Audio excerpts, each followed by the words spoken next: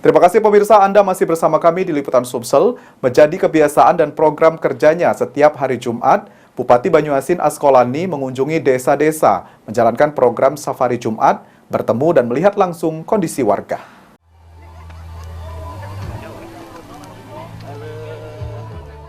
Sudah menjadi kebiasaan dan program kerjanya, setiap hari Jumat, Bupati Banyuasin Askolani mengunjungi desa-desa. Dan kali ini Askolani berkunjung ke Desa Pancamukti, Kecamatan Muara Telang.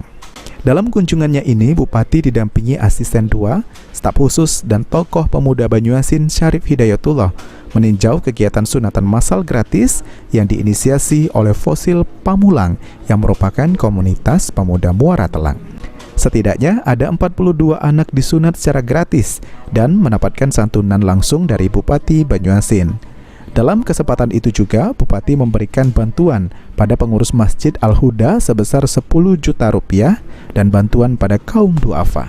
Cara kunjungan rutin kita dari pemerintah Kabupaten Banyuasin, salah satu adalah Safari Jumat, yang sekaligus kita melaksanakan kegiatan sosial lainnya seperti sunatan massal pada hari ini, dan juga pemberian sembako dan juga menyantuni anak yatim piatu dan fakir miskin.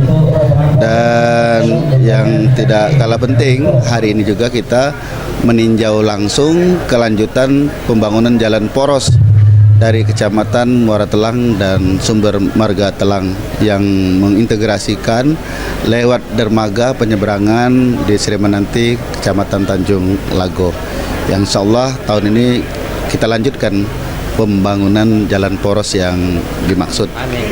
Dan oleh sebab itu kunjungan kita ini memastikan kaitan dengan keadaan kondisi perekonomian masyarakat, pertanian masyarakat juga yang pada saat ini kita Banyuasin adalah dinobatkan sebagai penyandang pangan terbesar nomor 4 secara nasional dan nomor 1 di Pulau Sumatera.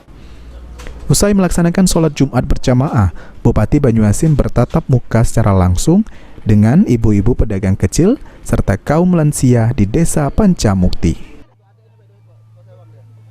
Sulaiman, PAL TV.